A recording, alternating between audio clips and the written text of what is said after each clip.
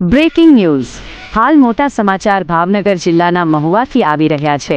મહુવાથી લઈને તળાજા સુધીના વિસ્તારોમાં હાલમાં ડીઝલની ભારે અછત સર્જાઈ હોવાની ચર્ચાઓ જોરમાં ચાલી રહી છે। સ્થાનિક લોકો અને સૂત્રો પાસેથી મળતી માહિતી મુજબ મહુવામાં હાલ માત્ર 2 જ પેટ્રોલ પંપ ઉપર ડીઝલ ઉપલબ્ધ હોવાનું કહેવાઈ રહ્યું છે, જેના કારણે પેટ્રોલ પંપો પર ટ્રેક્ટર, ટેમ્પો અને ભારે વાહનોની લાંબી લાઈનો જોવા મળી રહી છે। વરસાદી સિઝન નજીક હોવાથી ખેતીના કામ માટે ડીઝલ ખૂબ જ જરૂરી બની ગયું છે, પરંતુ આ અછતને કારણે સ્થાનિક ખેડૂતો અને વાહન ચાલકોએ ભારે મુશ્કેલીઓનો સામનો કરવો પડી રહ્યો છે। પરંતુ હવે સૌથી મોટો સવાલ એ ઉઠી રહ્યો છે કે શું આ માત્ર અફવા છે કે પછી ખરેખર ડીઝલની અછત સર્જાઈ રહી છે? કેટલાક લોકોનું કહેવું છે કે બહારથી પૂરતો સપ્લાય આવી રહ્યો નથી, જ્યારે કેટલાક લોકો આને માત્ર અફવા ગણાવી રહ્યા છે।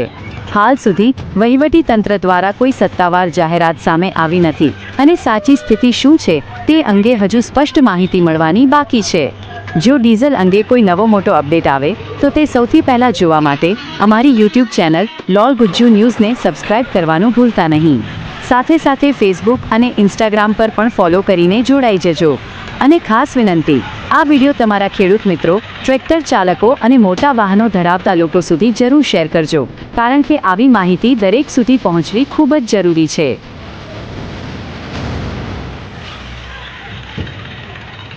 સાચા અને ઝડપી સમાચાર જોવા માટે LOL ગુજ્જુ ન્યૂઝને સબસ્ક્રાઇબ કરવાનું ભૂલતા નહીં।